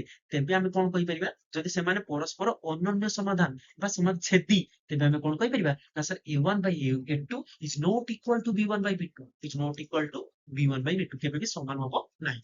ବୁଝିଗଲା? ତାପରେ ତାପରେ ନେକ୍ସଟ ସର୍ତ୍ତକୁ ଯିବା। ମିଳେ କ୍ୱେଶ୍ଚନ କରିବା, ଟେନସନ ନିଅନ୍ତୁନି। କ୍ୱେଶ୍ଚନ କରିବା। ଯଦି କ୍ଲାସଟାକୁ ଭଲ ଲାଗୁଥିବ ନା, ନିହାତି ଭାବରେ ଟିକେ ଚ୍ୟାନେଲଟାକୁ ସବସ୍କ୍ରାଇବ କରିଦେବ। ଠିକ ଅଛି ନା? ଚ୍ୟାନେଲଟିକୁ ସବସ୍କ୍ରାଇବ କରିବ। ଆଚ୍ଛା ଦ୍ୱିତୀୟରେ ଆମେ କଣ ପଢିଥିଲେ ଛୁଆ? ନା ଦୁଇଟା ସରଳ ରେଖା ପରସ୍ପର କଣ ହଉଥିଲେ? ନା ଏଇଟା ପରସ୍ପର ଏକ କୁ ଅଭିନ୍ନ ହଉଥିଲେ। L1 ଆଉ L2, L1 ଆଉ L2 ସରଳ ରେଖା ପରସ୍ପର ଏକ ଆଉ ଅଭିନ୍ନ ଥିଲେ। ଆଚ୍ଛା ଯଦି ଛୁଆ ମୁଁ କହିବି ଛୁଆ ଏକ ଓ ଅଭିନ୍ନ, ମୁଁ କହିଲି କେତେଟା ବିନ୍ଦୁରେ ସେମାନେ ଛେଦ କରିଛନ୍ତି? ସାର୍ ଅସଂଖ୍ୟ ବିନ୍ଦୁରେ ଛେଦ କରିଛନ୍ତି, ତେବେ ମୁଁ ଏଇଠି ଦେଖ ଲେଖା ହେଇଛି ଅସଂଖ୍ୟ ସମାଧାନ ବିଶିଷ୍ଟ। ଯେହେତୁ ଏମାନେ ଅସଂଖ୍ୟ ବିନ୍ଦୁରେ ଛେଦ କରିଛନ୍ତି, ତେବେ ତାଙ୍କର ସମାଧାନ କେତେଟା ହବ ଛୁଆ? ନା ସାର୍ ଅସଂଖ୍ୟ ସମାଧାନ ହବ, ଢେର ଗୁଡା ସମାଧାନ ହବ, ଠିକ ଅଛି ନା? ବହୁତ ଗୁଡା ସମାଧାନ ହବ। ଆଉ ତାକୁ କଣ କହିବା? ସଙ୍ଗତ। ମୁଁ କହିଥିଲି ସଙ୍ଗତ ମାନେ କଣ? ନା ସାର୍ ସଙ୍ଗତ ମାନେ କଣ? ତାଙ୍କର ଭ୍ୟାଲୁ ବାହାରିବ ବା ତାର ସମାଧାନ ହେଇପାରିବ। ଆଚ୍ଛା, ନିର୍ଭରଶୀଳ ମାନେ କଣ? ଇଠି ଦେଖ ଛୁଆ, L1 ସରଳ ରେଖାଟା L2 ଉପରେ ନିର୍ଭର ହେଇକି ଅଛି, ହଁ କି ନା? କହିଥିଲି ଏକ ଅଭିନ୍ନ, ଏକ ଓ ଅଭିନ୍ନ। ତେବେ ମୁଁ କଣ କହିଲି? ନା ସାର୍ ସେଟା ଗୋଟେ ସରଳରେଖାଟା ଅନ୍ୟ ସରଳରେଖା ପ୍ରତି କଣ ହେଇକି ଅଛି? ନା ସାର୍ ନିର୍ଭର ହେଇକି ଅଛି, ଠିକ ଅଛି ନା? ସେଥିପାଇଁ ଆକୁ କଣ କହନ୍ତି? ନା ସଙ୍ଗତ ନିର୍ଭରଶୀଳ। ସଙ୍ଗତ ନିର୍ଭରଶୀଳ। କିନ୍ତୁ ଏଠି ଏଠି ନିର୍ଭର ହେଇକି ଥିଲା କି? ନା ସାର୍ ଏଠି ନିର୍ଭର ହେଇକି ନଥିଲା। ଆଚ୍ଛା, ଏଠି କିନ୍ତୁ ନିର୍ଭର ଅଛି, ସେଥିପାଇଁ ସଙ୍ଗତ ନିର୍ଭରଶୀଳ ଆଉ ଅସଂଖ୍ୟ ସମାଧାନ ବୋଲି କହିବା, ଠିକ ଅଛି? L1 L2 ରେଖା ଦ୍ୱୟ ଯଦି ଏକ ଅଭିନ୍ନ ହୁଏ, ତେବେ ତାଙ୍କର ସର୍ତ୍ତ କଣ ହେଇଯିବ ଛୁଆ? L1 ଟା ଏତିକ, L1 ଟା ଏତିକ, L2 ଟା ଏତିକ ହେଲେ ତାଙ୍କର ସର୍ତ୍ତ ହେଇଯିବ A1 by A2 is equal to B1 by B2 is equal to C1 by B2। ଯେହେତୁ ଦେଖ ଛୁଆ, ଯେହେତୁ ଦିଟା ଯାକର ରେଖାର ଇକ୍ୱେସନ ଟା ସମାନ, ତମେ ନିଜେ କହୁଛ ସେମାନେ ରେଖା ଗୁଡା ହିଁ ସମାନ, ତେବେ ତାଙ୍କର A1 by A2 is equal to B1 by B2 is equal to C1 by C2 ସବୁଗୁଡା କଣ ହେଇଯିବେ? ସମାନ ହେଇଯିବେ। କିନ୍ତୁ ପ୍ରଥମରେ ସେମାନେ ଛେଦି ହଉଥିଲେ ବୋଲି କଣ ହଉଥିଲେ? A1 by A2 ଟା B1 by B2 ସହିତ ସମାନ ହଉଥିଲା, ହଉନଥିଲା, କିନ୍ତୁ ଏଠି ସବୁ ସମାନ ହେଇଗଲା, ଠିକ ଅଛି? ସେକେଣ୍ଡ ସର୍ତ୍ତ ବି ଆମେ ଭଲସେ ଜାଣି ସାରିଲେ, ଠିକ ଅଛି? ଏବେ ଯିବା ଆମେ କାହା ପାଖକୁ? ନା ଥାର୍ଡ ସର୍ତ୍ତ ପାଖକୁ। କାହା ପାଖକୁ ଛୁଆ? ଥାର୍ଡ ଟର୍ମ ପାଖକୁ, ଠିକ ଅଛି? ଥାର୍ଡ ସର୍ତ୍ତ ପାଖକୁ ଯିବା।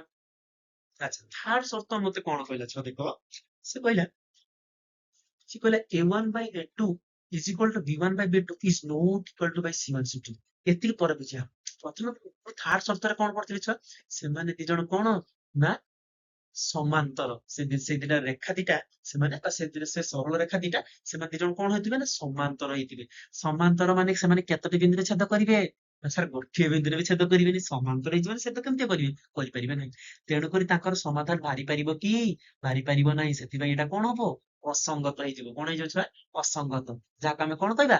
ସମାଧାନ ଅସମ୍ଭବ। କଣ କହିବା ଛୁଆ? ସମାଧାନ ଅସମ୍ଭବ। ଏବଂ ତାକୁ ଆମେ ସର୍ତ୍ତଟା କଣ କହିଛୁ? ତା ସହିତ ଏମିତିଆ ଯଦି ହୁଏ, ତେବେ A1 by A2 ଟା B1 by B2 ସହିତ ସମାନ ହେଇଯିବ, କିନ୍ତୁ ଛୁଆ C1 by C2 ସହିତ ବିଲକୁଲ ବି ସମାନ ହବ ନାହିଁ। ବୁଝିଗଲା? ଏତିକ ସର୍ତ୍ତ ପିଲାମାନେ ମନେ ରଖିଦବ। ଯଦି ଦିଟା ସରଳରେଖା ଯଦି ପରସ୍ପର ଛେଦି ହେଇଥାନ୍ତି, ପରସ୍ପର ଅନନ୍ୟ ହେଇଥାନ୍ତି, ପରସ୍ପର ସଙ୍ଗତ ଓ ସ୍ୱତନ୍ତ୍ର ହେଇଥାନ୍ତି, ତେବେ ତାର ସର୍ତ୍ତ କଣ କହୁଛି? A1 by A2 is not equal to by B1 by B2। ପ୍ରଥମ ସର୍ତ୍ତ। ଦ୍ୱିତୀୟ ସର୍ତ୍ତ କଣ କହିଲା ଛୁଆ? ଦ୍ୱିତୀୟ ସର୍ତ୍ତ କହୁଛି ଛୁଆ କଣ? ଯଦି ଦିଟା ସରଳରେଖା ପରସ୍ପର ଏକ ଅଭିନ୍ନ, ଜଣକ ଉପରେ ଜଣ ଚଢିକି ନଥିବ, ତେବେ କଣ ହବ ଛୁଆ? ସେମାନେ ବା ପରସ୍ପର ସଙ୍ଗତ ଓ ନିର୍ଭରଶୀଳ ବା ପରସ୍ପର ଅସଂଖ୍ୟ ସମାଧାନ ବିଶିଷ୍ଟ ହୁଅନ୍ତି, ତେବେ କଣ ହେଇଯିବ sir? A1 by A2 is equal to B1 by B2 is equal to by C1 by C2। ମନେ ରହିଲା? ଆଚ୍ଛା, ତୃତୀୟ and ଲାଷ୍ଟ ଅଙ୍କରେ କଣ କହିଲା? ଯଦି ଦିଟା ସମୀକରଣ ଦ୍ୱୟ ବା ଦିଟା ସମୀକରଣ ପରସ୍ପର ସେମାନେ ସମାନ୍ତର ହେଇଯାନ୍ତି, ଦିଟା ସମୀକରଣ ଯଦି ପରସ୍ପର ସମାନ୍ତର ହେଇଯାନ୍ତି, ତେବେ ବା ଅସଙ୍ଗତ ହେଇଯାନ୍ତି, ତେବେ ଆମେ କଣ କହିବା? ତାଙ୍କର ସମାଧାନ ଅସମ୍ଭବ ହେଇଯିବ ବା ଅସଙ୍ଗତ ହେଇଯିବ। ତେବେ ଆମେ ତାକୁ କଣ କହିବା? A1 by A2 ଟା B1 by B2 ସହିତ ସମାନ ହେଇଯିବ, କିନ୍ତୁ C1 by C2 ସହିତ ସମାନ ହବ ନାହିଁ। ତାର କଣ ଲେଖିବା ଆମେ? A1 by A2 is equal to B1 by B2 is not equal to C1 by C2। Okay, ଆମେ ଯେତେ ଏଇ ଯୋଉ ସର୍ତ୍ତ ଗୁଡା ପଢିଲେ, ସେ ସର୍ତ୍ତରୁ ମାତ୍ର ପିଲେ ଦୁଇଟା କ୍ୱେଶ୍ଚନ କରିବା, ମାତ୍ର ଦୁଇଟା କ୍ୱେଶ୍ଚନ କରିବା। ଓକେ, ଦେଖ ବହୁତ ଇଜିଲି ମୁଁ ତମକୁ ଏଇଟା ତମକୁ ଛୁଆ 1000% ତମକୁ ଗ୍ୟାରେଣ୍ଟି ଦେଇ କହୁଛୁ, 1000% ସାର୍ କହିଛନ୍ତି ଗ୍ୟାରେଣ୍ଟି ଦେଇ କହୁଛୁ, ଏଇ ଭଳିଆ କ୍ୱେଶ୍ଚନ, ଏଇ ଯୋଉ ସର୍ତ୍ତ ପଢିଲେନି, ଏଇ ସର୍ତ୍ତରୁ ନିହାତି ଗୋଟେ କିମ୍ବା ଦୁଇଟା କ୍ୱେଶ୍ଚନ ନିହାତି ତମର ବୋର୍ଡରେ ପାଇଯିବ, ବୋର୍ଡ ଏକ୍ସାମ ରେ ପାଇଯିବ, ଠିକ ଅଛି? ବୋର୍ଡ ଏକ୍ସାମ ରେ ନିହାତି 100% ଗୋଟେ କିମ୍ବା ଦୁଇଟା କ୍ୱେଶ୍ଚନ ତମେ ପାଇଯିବ ତମେ ବୋର୍ଡରେ, ଠିକ ଅଛି ନା? 100% କହୁଛି ତମକୁ। ଆଚ୍ଛା, ଚାଲ ଗୋଟେ କ୍ୱେଶ୍ଚନ କରିବା। ସେ ଛୁଆ ଗୋଟେ ଇକ୍ୱେସନ ଦେଇଦେଇଛି ଆମକୁ, ଦ୍ୱିତୀୟ ଇକ୍ୱେସନ ବି ଦେଇଦେଇଛି, ମାନେ ଗୋଟେ ସରଳରେଖା ଦେଇଦେଲା, ଗୋଟେ ସରଳ ଗୋଟେ ସରଳରେଖା ଦେଇଦେଲା, ଅନ୍ୟ ସରଳରେଖାଟି ବି ଦେଇଦେଲା। ତାପରେ କଣ କହିଲା ଦେଖ? ସମୀକରଣ ଦୁଇ ଅନନ୍ୟ ସମାଧାନ। ଛୁଆ ମନେ ପଡୁଛି ନା? ସମୀକରଣ ଦୁଇ ଅନନ୍ୟ ସମାଧାନ ମାନେ ସେମାନେ କଣ? ଗୋଟେ ବିନ୍ଦୁ, ଅନନ୍ୟ ମାନେ ଏକ, ଅନନ୍ୟ ମାନେ ଏକ, ହେଲା? ଏକ, ଆଚ୍ଛା, ଅନନ୍ୟ ସମାଧାନ କହିଛି ମାନେ ଗୋଟେ ବିନ୍ଦୁ। ଆମେ ଗୋଟେ ବିନ୍ଦୁରେ ସର୍ତ୍ତ କଣ ପଡିଥିଲେ ଛୁଆ? ସାର୍ A1 by A2 ଟା କାହା ସହିତ ସମାନ ହବନି? ସାର୍ B1 by B2 ସହିତ ସମାନ ହବନି। ଆଚ୍ଛା, ଏଇ ସମୀକରଣର A1 ଟା କିଏ ଛୁଆ? ବାହାର କରିବା। A1 ଟା କିଏ? ନା ସାର୍ 4। A2 ଟା ଏଇଠି କିଏ? ନା ସାର୍ 2। ଆମେ ଜାଣିଛେ ପ୍ରତ୍ୟେକ ସମୀକରଣ କେମିତି ଥାଏ? A1x plus B1y plus C1 is equal to 0। ଆଉ ଗୋଟେ A2x plus b2y plus c2 is equal to 0 এইଭଳିଆ ଫର୍ମାଟରେ ଥାଏ। ତ এইଭଳିଆ ଆମେ ପାଇଯିବା a1 ଟା ପାଇଯିବା a2 ଟା ପାଇଯିବା b1 ଟା ପାଇଯିବା k b2 ଟା ପାଇଯିବା 2 ସେଇପରି c1 ଟା କେତେ ପାଇଯିବା ଛୁଆ ଆଠ c1 ଆମେ ଲେଖିବା କିଛି ଦରକାର ନାହିଁ କାରଣ ଆମର ସୂତ୍ରରେ ନାହିଁ ଆମର କଣ ଆମେ ଯୋଉ ସର୍ତ୍ତରେ ନାହିଁ ଆମର c1 କିଛି ଆମର a1 by a2 is not equal to b1 by b2 ଅଛି। ଆଚ୍ଛା ମୁଁ ଏଠି ଲେଖିଦେବି a1 ଟିକେ ରଖ a1 by a2 is not equal to b1 by b2 is not equal to b1 by b2 which is imply that a1 ଜାଗାରେ କେତେ ପକେଇଦେମି 4 a2 ଜାଗାରେ 2 is not equal to b1 ଜାଗାରେ କେତେ ପକେଇଦେମି k by 2 ବଜ୍ର ଗୁଣନ କରିଦବା ୟା ସହିତ ଗୁଣନ ହେଇଯିବ ୟା ସହିତ ଗୁଣନ ହେଇଯିବ କେତେ ହେଇଯିବ which is imply that 2k 2k is equal to କେତେ 4 2 8 ତାହେଲେ k is equal to କେତେ ପାଇଯିବା 8 ବିଭକ୍ତ 2 ହଁ 8 ବିଭକ୍ତ 2 ବା 8 ହରଣ 2 4 k ର ଭ୍ୟାଲୁ କେତେ ପାଇଗଲା 4 ଏଠି ଦେଖ ପିଲେ ନଟ୍ ଇକ୍ୱାଲ ଟୁ ଅଛି ମାନେ ଏଠି ବି ନଟ୍ ଇକ୍ୱାଲ ଟୁ ଏଠି ବି ନଟ୍ ଇକ୍ୱାଲ ଟୁ ୟାର ଅର୍ଥ ହଉଛି କଣ 4 ର ଭ୍ୟାଲୁ ମାନେ k ର ଭ୍ୟାଲୁ 4 କୁ ଛାଡିକି ଆଉ ସବୁ ହବ ଓକେ k ର ସେ ମତେ କ୍ୱେଶ୍ଚନ ପଚାରିଛି k ର କେଉଁ ମାନ ପାଇଁ ଏତିକି ଏତିକି ଦିଟା ଅନନ୍ୟ ସମାଧାନ ନେବେ ତେବେ ମୁଁ କଣ କହିବି ନା k ର ଭ୍ୟାଲୁ ଟା 4 କୁ ଛାଡିକି ଆଉ ସବୁ ହେଇପାରିବ କିନ୍ତୁ 4 ବିଲକୁଲ ବି ହେଇପାରିବନି କିନ୍ତୁ 4 ବିଲକୁଲ ବି ହେଇପାରିବନି କିନ୍ତୁ 4 କୁ ଛାଡିକି ଆଉ ଯେତେ ସଂଖ୍ୟା ଅଛି 1 ହେଇପାରିବ 2 ହେଇପାରିବ 3 ହେଇପାରିବ -3 ହେଇପାରିବ 10 ହେଇପାରିବ 15 ହେଇପାରିବ √2 ହେଇପାରିବ √3 ହେଇପାରିବ ଯାହା ବି ହେଇପାରିବ କିନ୍ତୁ କଣ ହେଇପାରିବନି ଛୁଆ 4 ତ ବିଲକୁଲ ବି ହବନି ମନେ ରହିଲା ଆଚ୍ଛା ଆଗକୁ ଯିବା ଠିକ ଅଛି ସେକେଣ୍ଡ କ୍ୱେଶ୍ଚନ ବି ସେମିତିଆ କରିବା ଆରାମସେ ଇଜିଲି ବୁଝିପାରୁଥିବ କେ ର କେଉଁ ମୂଲ୍ୟ ପାଇଁ ଏତିକି ଏତିକି ସମାଧାନ ସମୀକରଣ ଦୁଇଟି ଅସଂଖ୍ୟ ସମାଧାନ ଦେଇଦେଲା ଅସଂଖ୍ୟ ସମାଧାନ କେତେବେଳେ ହବ ଯେତେବେଳେ ଗୋଟେ ଉପରେ ଗୋଟେ ଚଢିଯିବ ଏଠି ଅସଂଖ୍ୟ ବିନ୍ଦୁ ଅଛି ତେବେ ଆମେ ତାକୁ କହିବା ଏଟାକୁ ଅସଂଖ୍ୟ ସମାଧାନ ବୋଲି କହିବା ଆଚ୍ଛା ଏବେ ମତେ କହିଲେ ଦେଖି ଅସଂଖ୍ୟ ସମାଧାନର କଣ ଶିଖିଥିଲେ ଆମେ ନା sir a1 by a2 is equal to b1 by b2 is equal to c1 by c2 sir ଏଠି ସବୁଗୁଡା ସମାନ ହେଇଯାଉଥିଲା କଣ ହେଇଯାଉଥିଲା ଛୁଆ ସବୁଗୁଡା ସମାନ ହେଇଯାଉଥିଲା ଏଠି ବି ବାହାର କରିବା ସେମିତିକା ଆଗେ a1 by a2 ବାହାର କରିବା a1 ଟା କେତେ k b1 ଟା କେତେ 3 c1 ଟା କେତେ minus k minus 3 minus k minus 3 okay ସେଇପରି a2 ଟା କେତେ ହେଇଯିବ a2 ଟା 12 b2 ଟା କେତେ ହେଇଯିବ k ସେଇପରି c2 ଟା କେତେ ହେଇଯିବ ଛୁଆ k ସୂତ୍ର ପକେଇଦବା ଛୁଆ ଆମେ ଦେଖ ଆମେ ଏଇ ଦିଟା ସୂତ୍ରକୁ ନେଇକି ଆମେ k ର ଭ୍ୟାଲୁ ବାହାର କରିପାରିବା ଏଇ ଦିଟା ସୂତ୍ରକୁ ନେଇକି ଆମେ ମାନେ ଏଇ a1 a2 ଆଉ b1 b2 କୁ ନେଇକି ଆମେ ସୂତ୍ର ଦିଟା ବାହାର କରିପାରିବା ମାନେ ୟା k ର ଭ୍ୟାଲୁ ବାହାର କରିପାରିବା ତେବେ ଆମକୁ c1 ଆଉ c2 ଟା ଆମକୁ କିଛି ଦରକାର ନାହିଁ c1 ଆଉ c2 ଟା ଆମକୁ କିଛି ଦରକାର ନାହିଁ ତ ଆମକୁ ଏଇଟା ଡାଇରେକ୍ଟ ଲିଭେଇଦବା ଦେଖ ଛୁଆ କେମିତି ମାନେ ଟାଇମ କୁ କେମିତି ବଞ୍ଚିବା ତେବେ ଆମେ ସୂତ୍ର ଆମେ ଜାଣିଛେ କଣ a1 by a2 is equal to b1 by b2 c1 ଟା ଲେଖିବାନି କାରଣ a1 a2 b1 b2 ଜାଗାରେ k ଅଛି ଆମକୁ k ର ଭ୍ୟାଲୁ ବାହାର କରିବାର ତ ଅଛି ତ ଆଚ୍ଛା ଠିକ ଅଛି k ଅଛି ଠିକ ଅଛି ଏଟା b2 ଟା k ଟା ହେଲା ଆଚ୍ଛା ଆମେ ଏଠି ପୁଟ୍ କରିଦବା କେତେ ହବ a1 ଜାଗାରେ k ଲେଖିଦେଲେ k ବିଭକ୍ତ 12 3 ବିଭକ୍ତ k ବଜ୍ର ଗୁଣନ କରିଦେଲେ k ଗୁଣନ ହେଲା k ସ୍କୋୟାର 32 36 ତାହେଲେ k ର ଭ୍ୟାଲୁ କେତେ ବାହାରିଗଲା ରୁଟ୍ ଓଭର 36 36 ର ରୁଟ୍ ଓଭର କେବେ 636 636 ତାହେଲେ k ର ଭ୍ୟାଲୁ କେତେ ବାହାରି ପାରିବ ପ୍ଲସ ମାଇନସ 6 ପ୍ଲସ 6 ହେଇପାରେ କିମ୍ବା ମାଇନସ 6 ହେଇପାରେ କଣ ବାହାରିବ k ର ଭ୍ୟାଲୁ ନା ସାର୍ ପ୍ଲସ 6 ହେଇପାରେ କିମ୍ବା ମାଇନସ 6 ହେଇପାରେ ସିମ୍ପଲ 6 k ର ଭ୍ୟାଲୁ 6 କଣ k ର ଭ୍ୟାଲୁ 6 ମନେ ରହିଲା ପିଲେ ଠିକ ଅଛି ନା ଏବେ ଆମେ କଣ k ର କେଉଁ ମୂଲ୍ୟ ପାଇଁ k ର 6 ମୂଲ୍ୟ ପାଇଁ kx plus 3x minus k minus 3 is equal to 0 O 12x plus ky plus k is equal to 0 ସମୀକରଣ ଦୁଇଟି ଅସଂଖ୍ୟ ସମାଧାନ ସମ୍ଭବ ହବ ଠିକ ଅଛି ଆଚ୍ଛା ଆମକୁ ଯୋଉ ଏଇଠି c ଟା ଦେଇଥିଲା ଆମେ କିଛି ଫରକ ପଡିଲାନି ଠିକ ଅଛି ନା ଏଟା କିଛି ଦରକାର ନାହିଁ କାରଣ ଆମେ a1 a2 ଆଉ b1 b2 ଜାଗାରେ ଆମର k ଥିଲା ସେ k ରୁ ଆମେ କଣ କ୍ଲିୟରଲି ଆନ୍ସର ପାଇପାରିବା ଓକେ ନେକ୍ସଟ ଫାଇନାଲି ଆମର ଟପିକ ସରିଯାଇଛି ଆମେ ଟୋଟାଲ ଦେଖ ଏଇ ଯୋଉ ଚାପ୍ଟର ଅଛି ଆମର ଏଇ ଯୋଉ ଚାପ୍ଟର ଅଛି ସରଳ ସହ ସମୀକରଣ ଆମେ ତିନିଟା କ୍ଲାସ କରିବା କେତେଟା ପିଲା ଛୁଆ ତିନିଟା କ୍ଲାସ କରିବା ତିନିଟା କ୍ଲାସରେ ପ୍ରଥମ କ୍ଲାସ ଯେଟା ଏଇ କ୍ଲାସଟା ହେଲା ଏଇ କ୍ଲାସର ସବୁ ଏମସିକ୍ୟୁ ପଡିବ ଏଇ କ୍ଲାସର ଲଙ୍ଗ କ୍ୱେଶ୍ଚନ ନାହିଁ ମୁଁ ବାର ବାର କହୁଛି ଯେତେବେଳେ ତମର ବୋର୍ଡ ପରୀକ୍ଷାରେ ପଡିବ ବୋର୍ଡ ପରୀକ୍ଷାରେ ଯେତେବେଳେ ପଡିବ ତମର ଏମସିକ୍ୟୁ ପ୍ରଥମ କ୍ଲାସରେ ବା ପ୍ରଥମ ଅନୁଶୀଳନୀ 1A ରେ ପ୍ରଥମ ଅନୁଶୀଳନୀ 1A ରେ ଲଙ୍ଗ କ୍ୱେଶ୍ଚନ ନାହିଁ ବିଲକୁଲ ବି ଓକେ ତମେ ଯଦି କହିବ ସାର୍ ସେ ଯୋଉ ସମୀକରଣ ଯୋଉ ସମାଧାନଟା ସେଟା ଲଙ୍ଗ କ୍ୱେଶ୍ଚନ ମାନୁଛି କିନ୍ତୁ ସେଟା ପଡେନି ପରୀକ୍ଷାରେ ହେଲା ଆଚ୍ଛା ତାପରେ ଯୋଉ ସେକେଣ୍ଡ କ୍ଲାସ ଆ ପର ଯୋଉ ନେକ୍ସଟ କ୍ଲାସ ଟା ପଢିବା ସେଟା ଭେରି ଭେରି ଇମ୍ପୋର୍ଟାଣ୍ଟ ମିସ୍ କରିବନି ହେଲା ଭେରି ଭେରି ଇମ୍ପୋର୍ଟାଣ୍ଟ ବହୁତ ବହୁତ ଇମ୍ପୋର୍ଟାଣ୍ଟ ସେଇ କ୍ଲାସ ସେଇ ଯୋଉ ସେକେଣ୍ଡ କ୍ଲାସ ରେ ସବୁ ଲଙ୍ଗ କ୍ୱେଶ୍ଚନ ଅଛି गोटे भी सर्ट क्वेश्चन बहुत कम क्वेश्चन एमसीक्यू अच्छी आउ सब लॉन्ग क्वेश्चन सब अधिक अच्छी 90% जदि लॉन्ग क्वेश्चन रहला केवल 10% अच्छी एमसीक्यू ठीक अच्छी तापर थर्ड क्लास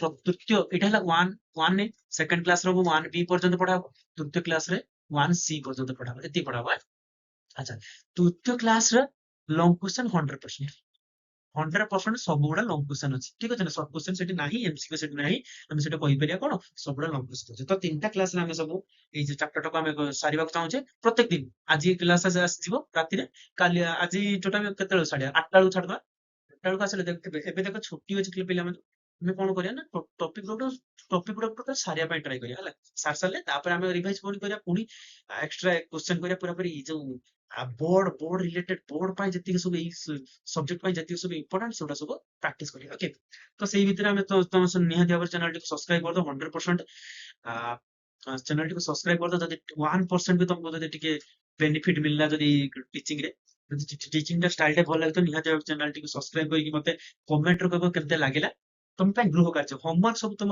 कोन रहइबो छ होमवर्क ना प्रथमे আছে অনুসরণ 1 रो ଆମେ ଯେତିକ ପାଠ ପଢିଲେ ଅନୁସରଣ 1 ର ସମସ୍ତ ପ୍ରଶ୍ନ ଗୁଡାକ ଆମେ କରିପାରିବା ସମସ୍ତ ଅଲ୍ କ୍ୱେଶ୍ଚନ ଗୁଡାକ ଆମେ କରିପାରିବା କରିବ ଯଦି ଛୁଆ ଯେଟା ବୁଝି ପାରିବନି ମତେ ତମେ କମେଣ୍ଟ କରିବ କଣ କରିବ କମେଣ୍ଟ କରିବ ମୁଁ ତମକୁ ପର୍ସନାଲ ତମକୁ ସେଟାକୁ ବୁଝେଇବି ଠିକ ଅଛି ନା ଆଚ୍ଛା ତାପରେ ଆସିଲା ଛୁଆ ସ୍ପେଶାଲ ଏମସିକ୍ୟୁ ସିଟ୍ ତମେ ତ ଅନୁଶୀଳନୀ କରିଦେଲ ତାପରେ ଆମେ ସ୍ପେଶାଲ ଏମସିକ୍ୟୁ ଯେହେତୁ ଏଟା ଏମସିକ୍ୟୁ ରିଲେଟେଡ ଏଇ ଯୋଉ କ୍ଲାସ ଟା ଟୋଟାଲ ଏମସିକ୍ୟୁ ଲଙ୍ଗ କ୍ୱେଶ୍ଚନ ମୁଁ କହିଥିଲି 1% ପାଖାପାଖି ଲଙ୍ଗ କ୍ୱେଶ୍ଚନ କାଁ ଭା ପଡିଯିବ ନହେଲେ ପଡିବନି ଠିକ ଅଛି ଏମସିକ୍ୟୁ ପୁରା 100% ଏମସିକ୍ୟୁ ଏଟା ତ ଏମସିକ୍ୟୁ ର ସ୍ପେଶାଲ ଏମସିକ୍ୟୁ ସିଟ୍ ମାନେ କଣ ନା ଏଇ ଯୋଉ ତୁମ ବୋର୍ଡ ପରୀକ୍ଷାରେ ଏଇ ଯୋଉ ଏଇ ଫାର୍ଷ୍ଟ କ୍ଲାସ ରେ କଣ ସବୁ ପଢିବାର ମେନ୍ ଇମ୍ପୋର୍ଟାଣ୍ଟ କ୍ୱେଶ୍ଚନ କି ଭଳି କ୍ୱେଶ୍ଚନ ପଡିବ ଆଉ କୋଉ ଭଳିଆ କ୍ୱେଶ୍ଚନ ପୂର୍ବ 3 ବର୍ଷ ବା 4 ବର୍ଷ ହେଲାଣି ପଢି ଆସୁଛୁ ସେଇ କ୍ୱେଶ୍ଚନ ଗୁଡାକୁ ଆମେ ପ୍ରାକ୍ଟିସ କରିବା ତ ସେଇ କ୍ୱେଶ୍ଚନ ଟାକୁ ଆମେ ହେଇପାରିବାନି ଆମେ ୟୁଟ୍ୟୁବ ରେ ପ୍ରାକ୍ଟିସ କରିପାରିବାନି ତ ସେଥିପାଇଁ ଆମେ କଣ କରିବା ନା ଆମର ଗୋଟେ ଆମର ହ୍ୱାଟ୍ସଆପ ଗ୍ରୁପ ଅଛି କଣ ଅଛି ଛୁଆ ହ୍ୱାଟ୍ସଆପ ଗ୍ରୁପ ଅଛି ଯେଟା ହେଲା ହ୍ୱାଟ୍ସଆପ ଗ୍ରୁପ ର ନାଁ ହଉଛି ଚାଲ ପଢିବା କଣ ଅଛି ଏମିତି ଗୋଲ ଥିବ ଚାଲ ପଢିବା ଚାଲ ତଳେ ଲେଖା ହେଇଥିବ ପଢିବ ଓକେ ଏମିତି ଯୋଉ ୟୁଟ୍ୟୁବ ରେ ଯୋଉ ତଳେ ଦେଖିଥିବ ଲୋଗୋଟା ଯେମିତି ଅଛି ସେଇଭଳିଆ ଲୋଗୋ ଆମର ହ୍ୱାଟ୍ସଆପ ଗ୍ରୁପ ରେ ଗୋଟେ ଅଛି ହ୍ୱାଟ୍ସଆପ ଗ୍ରୁପ ରେ କଣ ହବ ଦେଖ ହ୍ୱାଟ୍ସଆପ ଗ୍ରୁପ ରେ ପ୍ରତ୍ୟେକ କ୍ଲାସ ପରେ ମୁଁ ତୁମକୁ ବହୁତ ସ୍ପେଶାଲ ଏମସିକ୍ୟୁ ସିଟ୍ ଗୁଡାକ ପ୍ରୋଭାଇଡ କରିବି ପ୍ରତ୍ୟେକ ସ୍ପେଶାଲ ଏମସିକ୍ୟୁ ସିଟ୍ ରେ ତମେ କଣ ସବୁ ସାର୍ ଆମେ କଣ ବେନିଫିଟ୍ସ ପାଇବା ଏଠି କଣ ବେନିଫିଟ ପାଇବ ନା ପ୍ରତ୍ୟେକ ଏମସିକ୍ୟୁ ସିଟ୍ ରେ ତମେ ଯେତିକ ସବୁ ସେଇ ଏମସିକ୍ୟୁ କରିବନି ନା ସେଇ ଭିତରେ 2020 ମସିହାର କ୍ୱେଶ୍ଚନ ଥିବ 2021 2022 2023 2024 2025 ମାନେ ଏଇ ଯୋଉ ଟୋଟାଲି 5-6 ବର୍ଷର ଯେତିକ ସବୁ ଏଇ ଯୋଉ ରିଲେଟେଡ ଯେତିକ ସବୁ ଏମସିକ୍ୟୁ ପଢୁଛୁ ନା ସେଇ କ୍ୱେଶ୍ଚନ ଗୁଡାକୁ ତମକୁ ମୁଁ ପ୍ରାକ୍ଟିସ କରେଇବି ସେଇ ଆମର ଚ୍ୟାନେଲ ମାନେ ସେଇ ଗ୍ରୁପ ରେ ଠିକ ଅଛି ନା ତ ନିହାତି ଭାବରେ ସେଇ ଗ୍ରୁପ ଟା ସାର୍ ପାଇବା କେମିତିକା ଠିକ ଅଛି ସେ ଗୋଟେ ମାନେ ଏକ୍ସକ୍ଲୁସିଭ ଗ୍ରୁପ କେଠି ପାଇବା ଆମେ ନା ସାର୍ ତମେ କିଛି କରିବା ଦରକାର ନାହିଁ ବିଲକୁଲ फ्री ओके पैसा तुमको लगेबार आवश्यक नहीं ठीक है ना ମୁଁ ପଢେଇବି बिल्कुल फ्री ओके तुमको खाली को एई नंबर रे खाली ଗୋଟେ जस्ट मेसेज करिवो ना से एड मी कर दो खाली मेसेज खाली मते करिवो add me in this group बा एड मी कर दो ମୁଁ तुमको ऐड कर देबी एई नंबर टा मन रखि देतो एई नंबर टा लिखि नियो 7205892090 ଆଉ ପିଲାମାନେ ମୁଁ ଏଇଟା ନମ୍ବର ଦେଇଦେଲି ମାନେ ତମେ ଭାବୁଥିବ ସାର୍ ପେଡ୍ ମେଡ୍ କଣ ପଇସା ପଇସା ମାଗି ନା बिल्कुल भी फ्री एटा बिल्कुल भी फ्री तुमको जो इसी जो एक्सक्लूसिव ग्रुप रे तुमको ऐड करा जीवो सेटा पूरा बिल्कुल भी फ्री ठीक अछि ना नंबर मन रखतो 720 लिखि नो कॉपी रे तुम कॉपी रे लिखि नो 7205892090 एटा बिल्कुल भी फ्री तुम आस जाओ मेसेज कर दो व्हाट्सएप रे मेसेज कॉल मॉल करिवत के लिए व्हाट्सएप रे जस्ट मेसेज कर दो पड़ो सर ऐड मी बस ऐड मी कर देले मु तुमको ऐड कर देबी ठीक अछि अच्छा ତମର ଏତେ ମାନେ 40 ମିନିଟ ପାଖାପାଖି ହେଇଗଲାଣି ତମର ଏତେ ପେସେନ୍ସ ଦେଖିକି ବହୁତ ବହୁତ ଥ୍ୟାଙ୍କ ୟୁ ତମକୁ ଜଣେଇବି ତ ନିହାତି ଭାବରେ ତ ଏମିତି ଡେଡିକେଟେଡଲି ପଢିବ ଯଦି ନିହାତି ଭାବରେ ମେଥ ତମକୁ ବହୁତ କଷ୍ଟ ଲାଗୁଥିବ କିନ୍ତୁ ସବୁଠୁ ଇଜି ଆକ୍ଚୁଆଲି ମେଥ ଠିକ ଅଛି ନା ଯଦି ଏମିତିକା ତମେ ଡେଡିକେଟେଡଲି ପଢିବ ତ ନିହାତି ମେଥ ରେ 90% ଏଭବ କରିପାରିବ ଠିକ ଅଛି ନା 90% ଏଭବ କରିପାରିବ ମୋ ସହିତ ଓକେ ୱିଥ ମି ମୁଁ ତମକୁ ଗ୍ୟାରାଣ୍ଟି ଦଉଛି ତମେ ଯଦି ଏମିତିକା ଡେଲି ଡେଡିକେଟେଡଲି ପଢିବ 90 100 ରୁ ଶହେରୁ 90କୁ ତଳକୁ ରଖିବାକୁ ଦେବିନି ମୁଁ ତମକୁ, ଏଇଟା ଗ୍ୟାରେଣ୍ଟି ଦଉଛି ହେଲା। ତ ନିହାତି ଭାବରେ ଚ୍ୟାନେଲକୁ ସବସ୍କ୍ରାଇବ କରିଦବ। ଆଉ ଯଦି କିଛି ଡାଉଟ ରହିଲା ନିହାତି ଭାବରେ